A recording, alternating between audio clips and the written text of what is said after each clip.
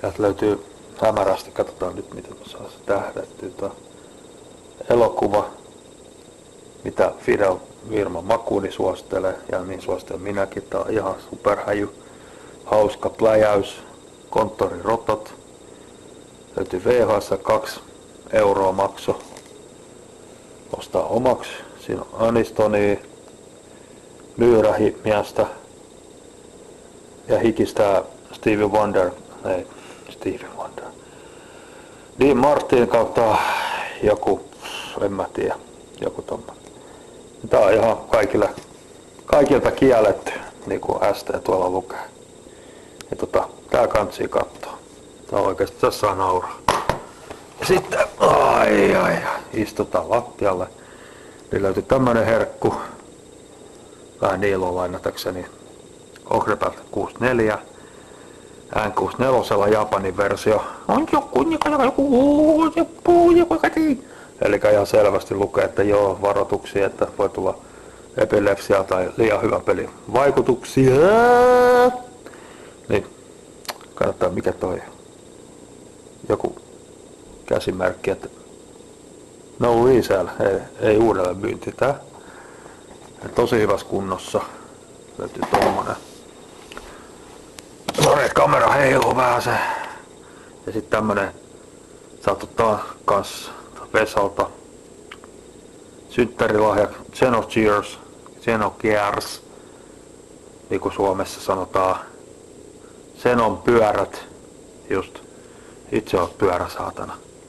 Niin Pleikkari 1:lle ja aivan mahtava peli. Tätä todellakin kannattaa testaa, jos tykkää roolipeleistä, missä on paljon actionia ja erilaisia combinationeita ja muutenkin paljon tekemistä. Katsotaan, kurkataanpas vähän sinne sisällä. Täältä löytyy tommoset ihanat X-merkit, vähän niinku tulevassa Wii U:n pelissä X:ssä, niin sanotusta Xenobladeissa, Xenoblade Chronicles Part 2, niinku in English you say, maybe, on Finnish you say Xenoblade 2, Part 2, eli osa 2. Kun on pelihullu, on pelihullu. On tullut pelattua jo aika kauan, melkein 30 vuotta. Alkaa olla sen verran ikääkin. Joo, sellaista löytyy ja sitten täältä löytyy vähän lisää Nintendo 3DS gameja. Sitten löytyy Super Streetia, Legend of Zelda, Ocarina of Timea.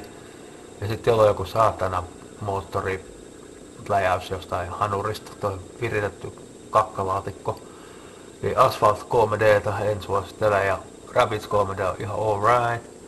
Leffoi, Ilsa-leffoi, vähän hyi, tissit näkyy Ja sitten paljon tämmösiä jotain Blackouttia, Eilaa ja siinä on jonkun verran DS:n pelejä. Ja siinä on vähän Predatoria ja muuta PSP-pelejä, leffoja anteeksi. Niin ja peliksi mennä, kun kiilattu ahentakin ei oo kotosalla, niin tässä on vähän semmoinen säpinä fiilis itellä, mutta muistakaa hei ihan oikeesti, kuule nuppuset, honey bears, että aina pitää muistaa toisia ja pitää toista huolta. Se on tärkeet. Ja muistakaa olla omi itsenäisiä, mitä? Omia itsiä, joo just. Olkaa omia itsenäisiä kakaroita vaikka sitten. Elikkä ei itsepäisiä mukaan. Mut sellaista. Ja tähän karmisen ihanaan värkkiin on kyllä semmoinen tuhtikarvi, että tätä pelästyy välillä. Vähän potkaisee. Oi. Mut hei. Hyvää iltaa jatkoa tiistaihin.